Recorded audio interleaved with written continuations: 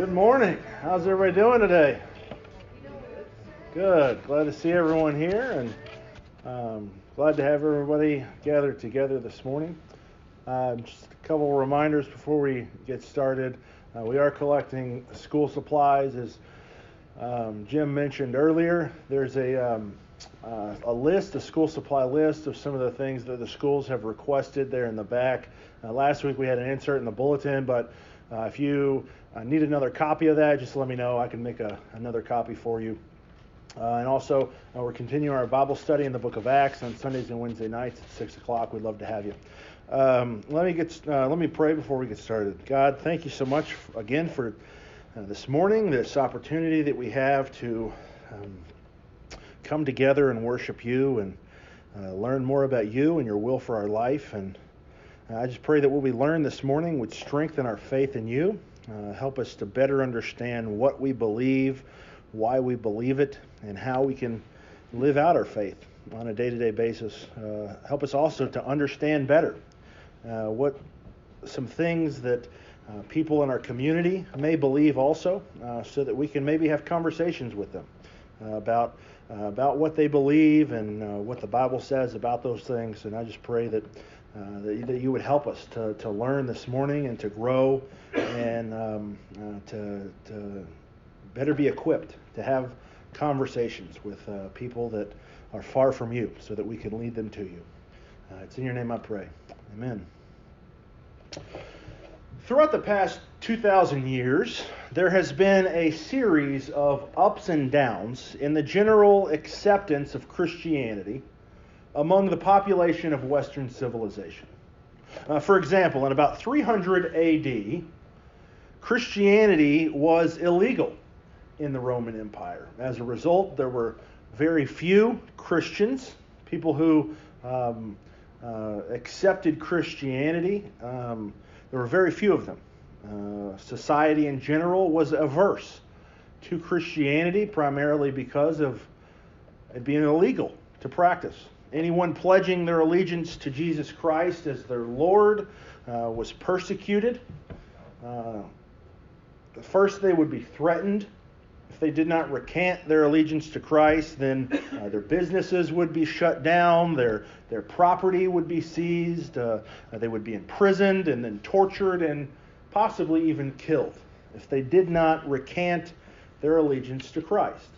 However, a shift started in society.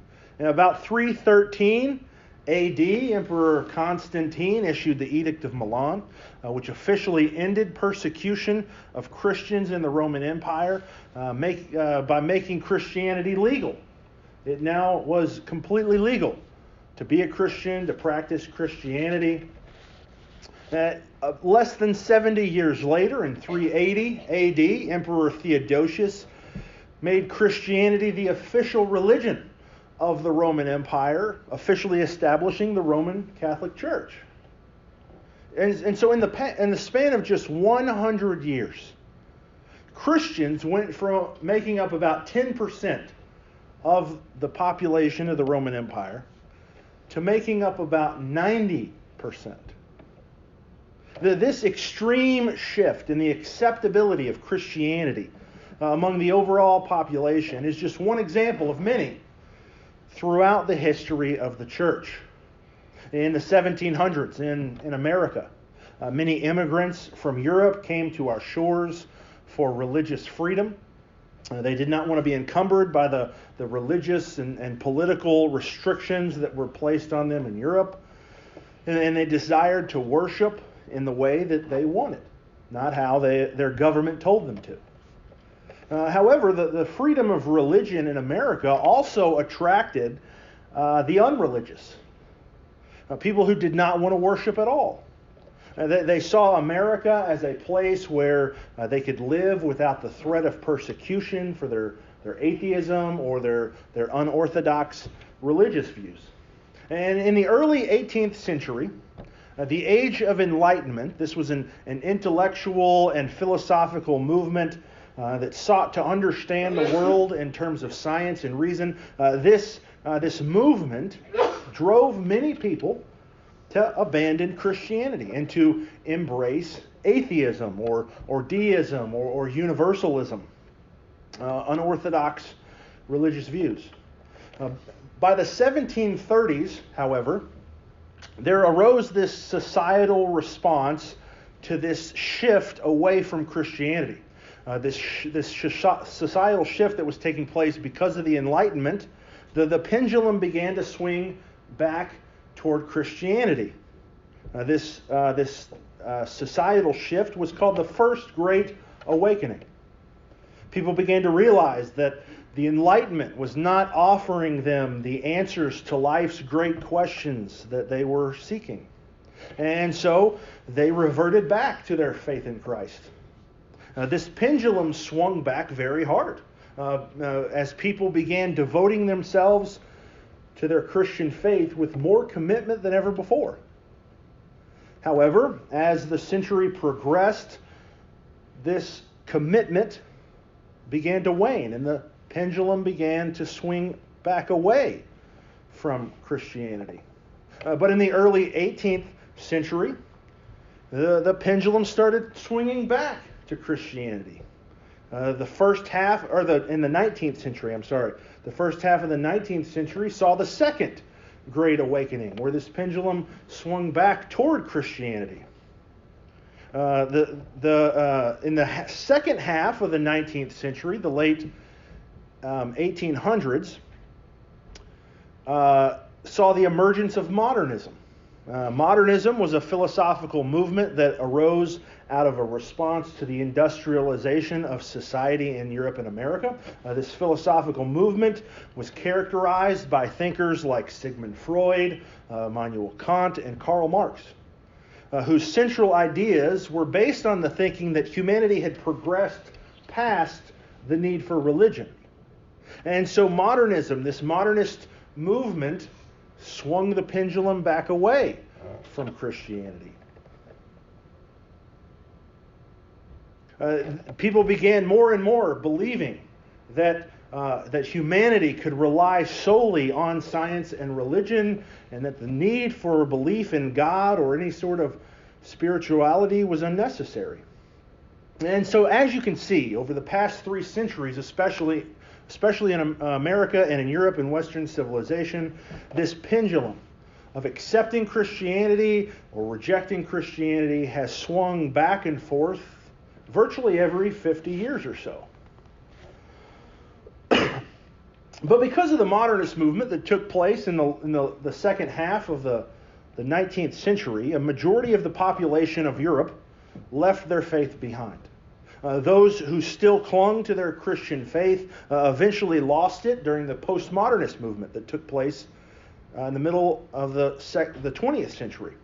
And so because of this shift away from Christianity, most philosophical thinkers, a lot of sociologists, they began to predict. Not only would this continue to happen, but that Western civilization would become more and more secular and continue to move farther and farther away from religion. In Europe, for the most part, that is what happened. In most of Western civilization, that is exactly what has happened. That more and more people are moving away from religion and faith. However, that largely is not what has happened in America. For virtually all of the 20th century, 90% of Americans held some sort of faith in God, compared to only about 51% of people in Europe. Even through the sexual revolution of the 60s, the decline of the nuclear family through the 70s, and the rise of corporations, corporate greed through the 80s, this 90% number, held steady. And all the while, through the 20th century, belief in God was declining. However, in the mid-90s, the percentage of people in America, in the United States, who believed in God started to slip for the first time. And it has steadily fallen year over year, and now in 2021, the percentage of people who claim belief in God sits in the mid-70s. About 23% of Americans now identify as a nun. Well, not a Catholic nun. But when they're asked what their religious affiliation is, they answer none. They are religiously unaffiliated. This includes atheists, people who do not believe in God at all. It also includes agnostics, people who question whether God exists or not. But there are numerous other views that are also included in this religious grouping. And this religious grouping, the unreligious, the nuns, the religiously unaffiliated, is the religious group that we're going to talk about this morning.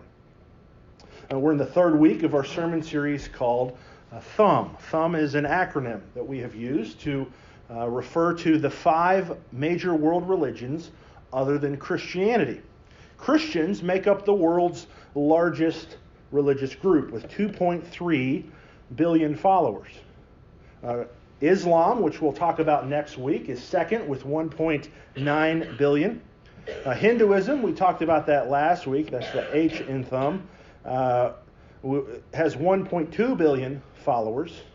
In our first week, we talked about tribal religions, which make up the 5th largest religious group. In 2 weeks from now, we'll talk about Buddhism, which is the 6th largest religious group.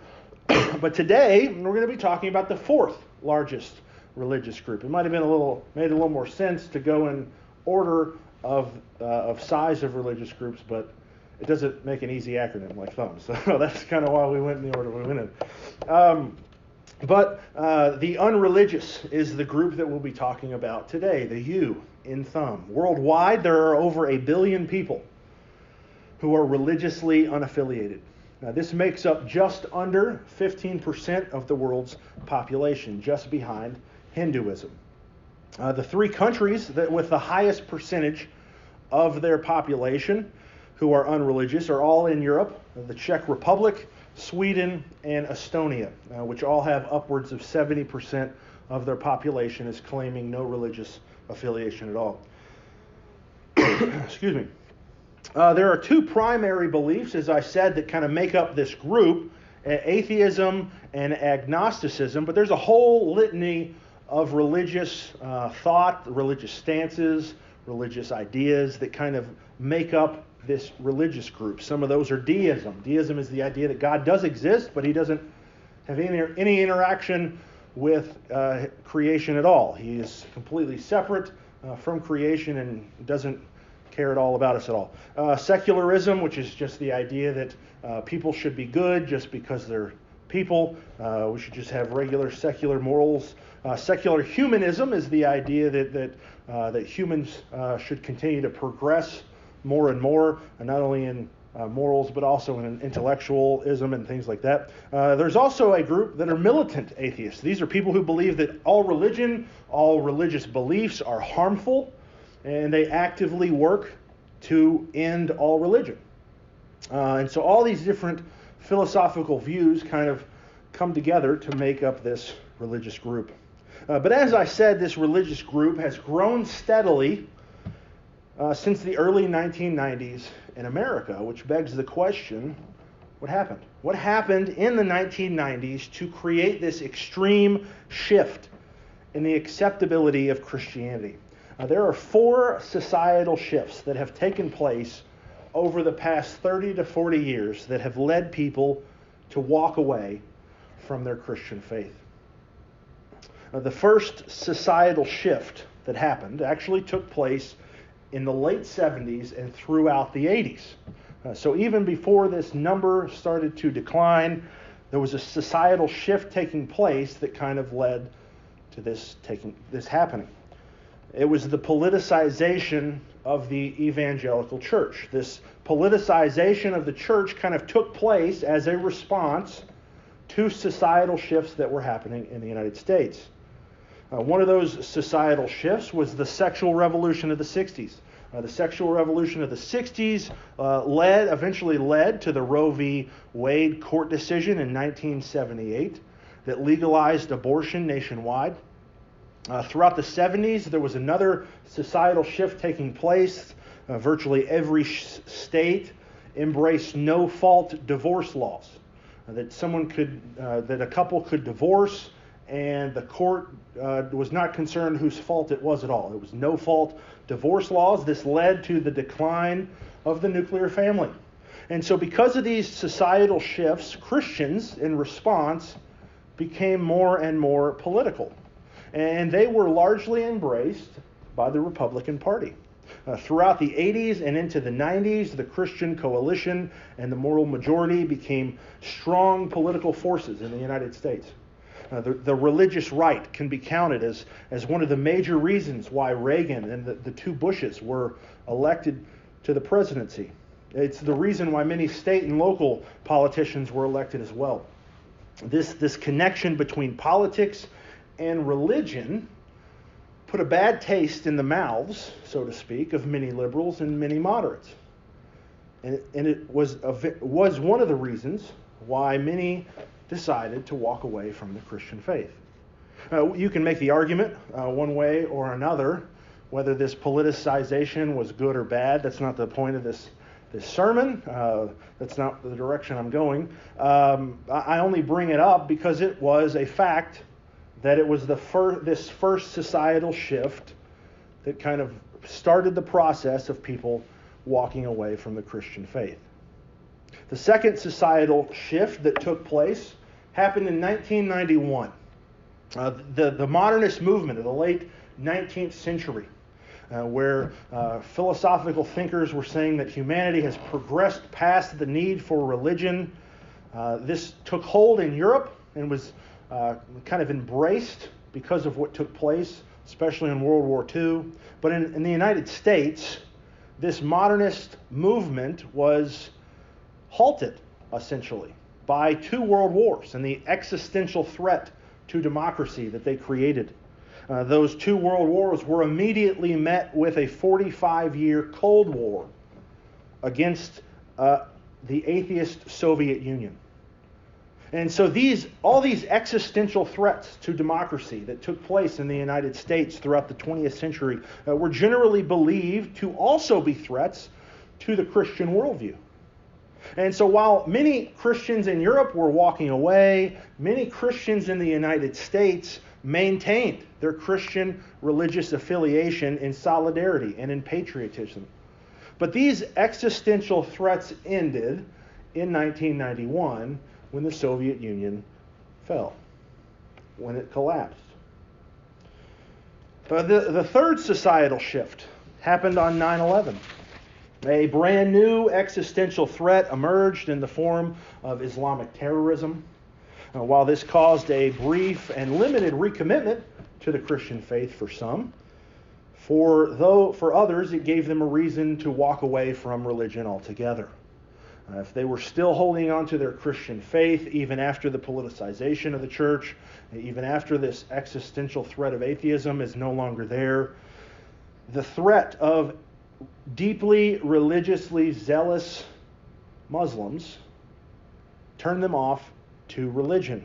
This new existential threat was not a godless empire. It was one that was so religiously zealous that people were willing to martyr themselves for the sake of their cause. This level of extreme religion, this religious extremism, caused many to walk away from the faith in the early 2000s.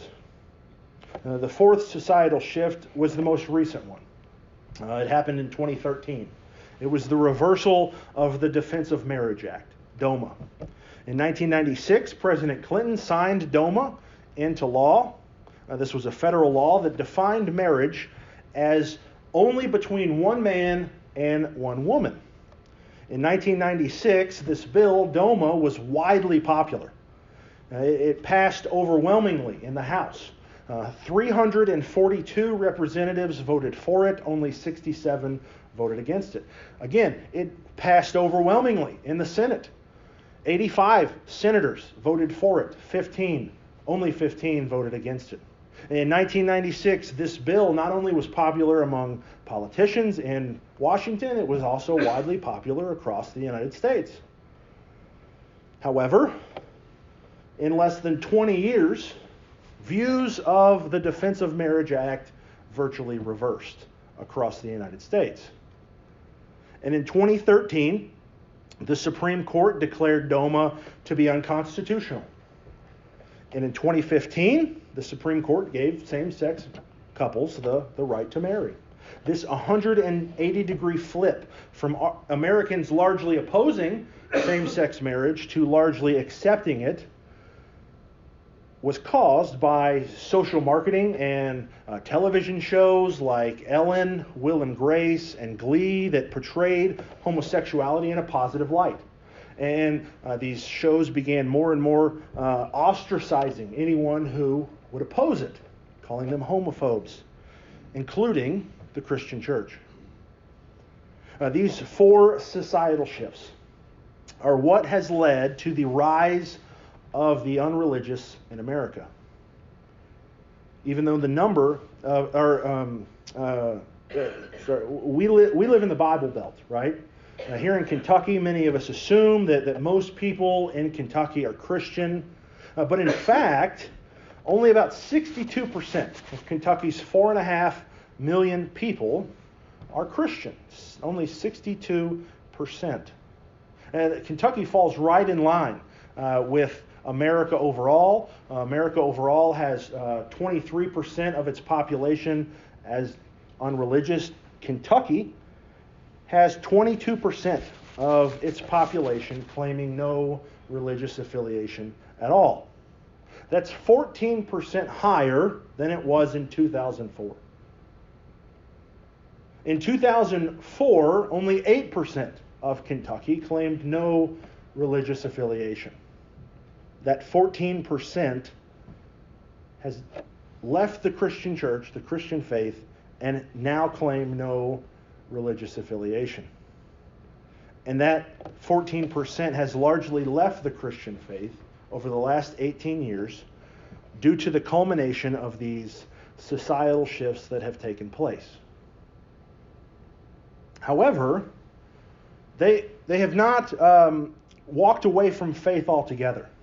They haven't embraced other religions, but they have not walked away from faith altogether. Even though the number of the religiously unaffiliated has risen to 23%, 22% here in Kentucky alone, the percentage of convinced atheists, that is those who are absolutely convinced that there is no God, is only about 5%.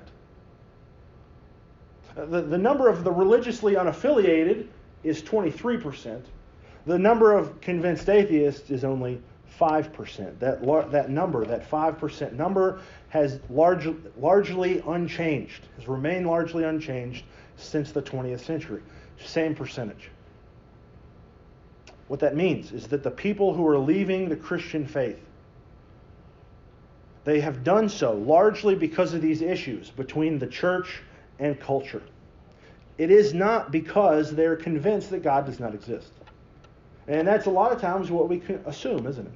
That people are leaving the Christian faith because they have become convinced that it is untrue.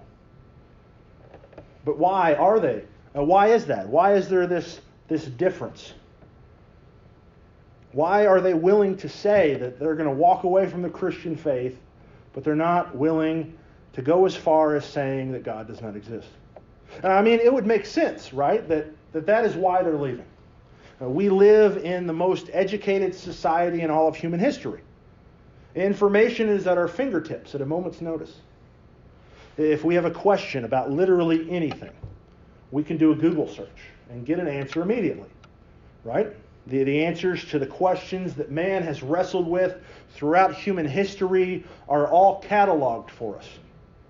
We can find virtually every viewpoint. We can find pretty much every thought that every person has ever had on any subject that we could ever have a question on the internet. And so it would make sense, right, that with all this information, with all of these answers, with all these philosophical thoughts and theories that we have at a moment's notice, you would think that the reason that people are walking away is because they have found evidence that God doesn't exist. But that isn't why they're walking away. Even if they're willing to say that they don't know if faith in Jesus is the right faith to have, even if they are willing to say they don't want to have any affiliations with a religious organization, they stop short of saying that God doesn't exist. Why is that? Well, the reason for that is spelled out for us in Psalm 14:1. Psalm 14:1 says that the fool says in his heart that there is no God. The fool says there is no God. Throughout the Old Testament, especially in the book of Proverbs, and here at Psalm 14:1, there's a motif that pits the personified character of wisdom against the personified character of the fool. Wisdom is described mostly as a woman, a wise woman. She's depicted as the ideal wife. She's smart, she's beautiful, her advice will make you healthy, her advice will make you wealthy, her advice will make your life blessed. If you marry wisdom, your life will be good and your problems will be small. Now, this is the motif all throughout the book of Proverbs. The fool, on the other hand, he's portrayed as a stumbling, bumbling idiot. If you take his advice, your life will be a mess. He's your classic court jester. If you listen to his advice, your life will be in shambles. It's this court jester who tells you in your heart that there is no God. Now, the psalm goes on to say, if you take the fool's word that God does not exist, you yourself will be a fool. You will be corrupt, you will be evil, and you will be overwhelmed with dread. These two counselors, wisdom and the fool, exist within the hearts of all people. Wisdom tells us that God does exist and that we must submit to Him.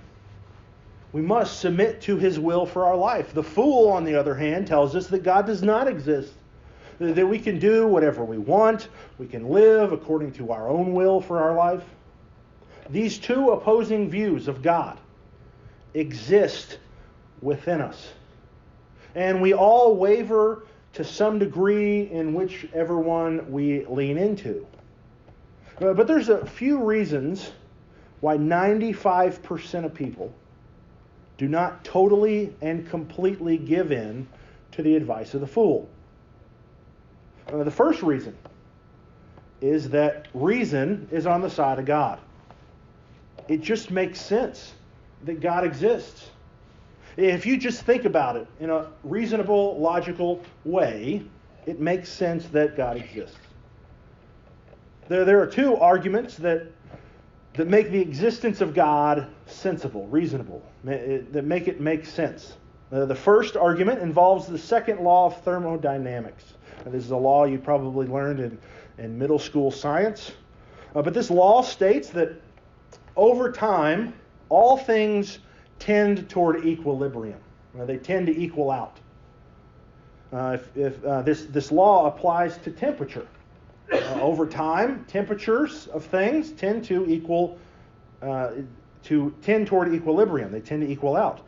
This law is illustrated by a glass of water and a campfire. Both of these things illustrate the second law of thermodynamics. If you take a glass of ice water, for instance, you set it on your kitchen counter, the temperature of the water is freezing, right? 32 degrees Fahrenheit. But over time, what's going to happen to that water? Eventually, it will tend toward equilibrium. It will eventually equal the temperature of the air around it, right? This is how the second law of thermodynamics works. Likewise, for a campfire, you start a campfire, it's very hot, right? But you let it burn out, and what happens? It tends toward equilibrium. Eventually, the temperature of the campfire will equal the temperature of the air around it. If you apply this scientific law, the second law of thermodynamics, to space, you can observe every single night, you look in the sky, and what do you see? Balls of burning gas. There are these balls of burning gas that are surrounded by really cold space. The temperature on the surface of the sun is 10,000 degrees Fahrenheit, but the temperature of the space around it is extremely cold. These two temperatures, the temperatures of stars and the temperature of space, have not reached equilibrium. That's something that we can observe, right? So what does that mean? What does that mean for us? It means that the universe had a beginning. If this law of the second law of thermodynamics is true, and if the universe has always existed for infinity, the second law of thermodynamics says that equilibrium would have happened by now. If, for instance, it takes 10 trillion years for equilibrium to happen, the temperature between the stars and the space, infinity is longer than 10 trillion years. So it would have happened by now. If it takes 100 trillion years for equilibrium to take place, it would have happened by now. So what does that tell us? That the universe had a beginning. Science has proven this. But the question still remains, what was that beginning? Was it the Big Bang, as some scientists would tell you? Or was it a creator? That leads to the second argument that makes the existence of God make sense. This is the argument from design. The argument from design has essentially three parts. The first part of the argument is about purpose. In the universe, in the world, we can observe that things seem to have a purpose. The exoskeleton of insects, for instance, appear to exist for the purpose of protecting the insect. There is really no other reason for insects to have an exoskeleton other than for its protection. The ozone layer in the atmosphere appears to exist for a purpose, for the purpose of protecting the world from ultraviolet light. The oxygen production of plants and the carbon dioxide production of animals creates a perfect symbiotic relationship that is best explained by saying that this symbiotic relationship, the reason that plants give off oxygen and the reason that animals give off carbon dioxide, is so that they both can exist. That this is the purpose of why this happens. If something has a purpose, it has to be designed with that purpose in mind. If something is designed, it has to have a designer. Now, the second part of the argument for design is about complexity. So the first is about purpose, that we see that things in nature have a purpose, but we can also observe that things in nature are complex. There are things, in fact, in nature that are irreducibly complex. That they are so complex that you cannot reduce them down or they will no longer work. If you remove one part of a complex thing, it will no longer work correctly. The human eye is the classic example of something that is irreducibly complex. If something is so complex that you cannot reduce it down into something else, into something simpler, then it could not have evolved into its current complex form. If there are things in nature that are irreducibly complex, there must have been a designer who designed them to be irreducibly complex. The third part of the argument is about fine-tuning. The conditions for life on Earth to exist are mathematically improbable, that it appears that the universe has been fine-tuned for life to exist. There are 26 physical constants in the universe that if they were off by even 1%, one way or the other, life on Earth would not exist. The odds that all of these constants in physics are exactly the way that they are is 1 in 10 to the 37th power. That's 1 with 37 zeros behind it. Today, I encourage you to go and count 0 37 times and see how big of a number that is. The odds are astronomical. Additionally, there are over 200 parameters on Earth that make life possible, including the distance of the Earth from the Sun, the age of the Sun, the size of the Sun, the size of the Earth, the amount of water on the Earth, the type of atmosphere the Earth has, the arrangement of the other planets in the solar system, the distance that our solar system is from the center of our galaxy. All of these parameters make life on Earth possible, and there are over 200 of them. That's why we think that the Earth is so unique. That's why we haven't found life on any other planet, is because the Earth is unique. It fulfills all over 200 parameters that make life possible. The universe appears to be fine-tuned specifically so that life on Earth can exist. If the universe, or if nature, things in nature appear to have a purpose, to be irreducibly complex, if the universe appears to be fine-tuned, there must be a designer who made it that way. There must be a creator. Reason is on the side of God. The Bible affirms this. At Psalm 19:1, it says that the heavens declare the glory of God. The skies proclaim the work of his hands. Simply observing his creation leads us to reasonably believe that he exists. Secondly, the human heart is on the side of God. Not only is reason on the side of the existence of God, the human heart is on the side of the existence of God. We can know that God exists because he's placed an innate knowledge of him in our hearts. Ecclesiastes 3:1 says that he has set eternity in the hearts of men. Now, we can know that this creation is not eternal, but that there is something eternal that does exist. We have knowledge that God exists because he has placed eternity on our hearts. Paul played on this idea at Romans 1:21, where he spoke of those who denied their faith in God. He said, "For although they knew God, they did indeed know God. They had an innate knowledge of him. They neither glorified him as God nor gave thanks to him.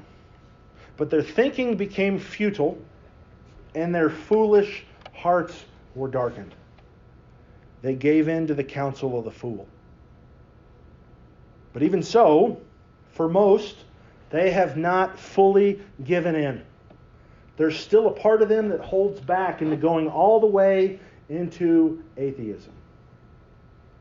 That reason is the third reason. That people do not become convinced that there is no God. And that third reason is purpose. Reason is on the side of God. The human heart is on the side of God. Our desire for purpose in life is on the side of God. Without God, life has no purpose. There's no meaning to life. The loss of purpose in life is what leads to despair, what leads to hopelessness. The same despair heard in the immortal words of Keith Richards. "I can't get no satisfaction because I try and I try and I try." The same despair heard in the words of Bono, the lead singer of U2. "I've climbed the highest mountains. I've run through the fields. I have climbed these city walls. But I still haven't found what I'm looking for." These songs are so popular because there are so many people who feel like they have no purpose. The lack of purpose, the lack of meaning in life leads us to believe that there has to be a God, or else we do not have purpose or meaning. The atheist scientist Carl Sagan, he wrote this about the meaning of life in a world without God. "The significance of our lives and our fragile planet is then determined only by our own wisdom and courage. We are the custodians of life's meaning. If God does not exist, we can only find meaning in our own wisdom.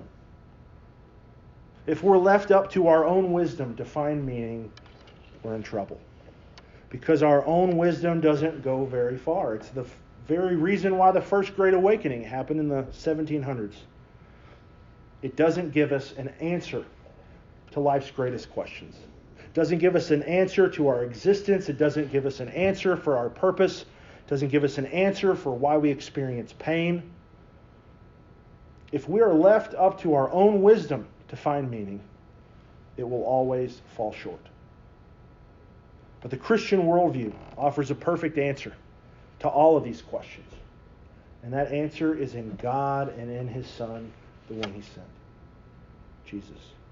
A Christian does not trust in his own wisdom to find the answers of life's toughest questions. A Christian listens to the advice of wisdom and trusts God. This is the advice of wisdom found in Proverbs 3, 5 through 8. Trust in the Lord with all your heart and lean not on your own understanding. In all your ways acknowledge Him, and He will make your paths straight. Do not be wise in your own eyes. The exact opposite of what Carl Sagan said. Instead, fear the Lord and shun evil. This will bring health to your body and nourishment to your bones. It's very likely that there are people in your life, people in your neighborhood, people in this community who have walked away from the Christian faith. But it is very, very likely that they have not walked away from belief in God at all. They have probably doubted the existence of God. They have maybe doubted things that they have learned about the Bible, but they have not fully given into their doubts. Jude offers us wise advice about what to do with people like this. He simply says, this is Jude 22, be merciful to those who doubt. Give them grace to explore their doubt. Offer them answers to their doubts that are biblical.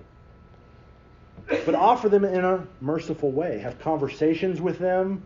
Treat them with respect. Treat their doubts seriously. Don't dismiss them. Don't make them feel guilty for having doubts.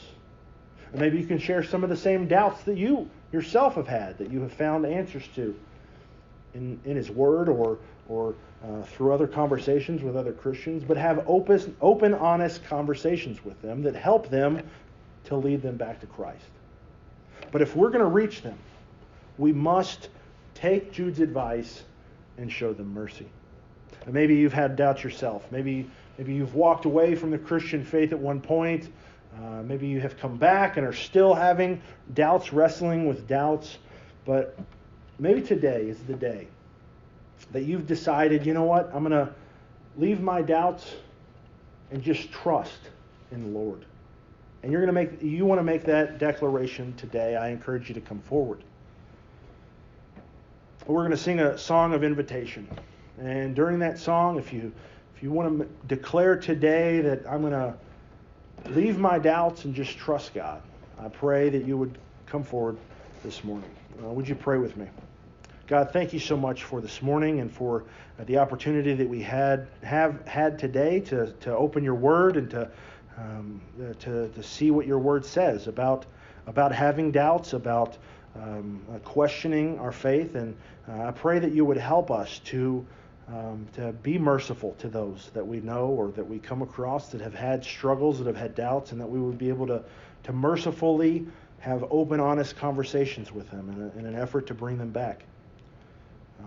God, I pray that you would create opportunities for us to talk with them about those doubts. And for those of us who continue to have doubts, I pray that you would continue to offer us answers. There are answers that are often out there that we just have not found yet. And I pray that you would continue to help us to continually seek the truth, seek your truth. Thank you for the encouragement this morning that we can have a reasonable faith in you.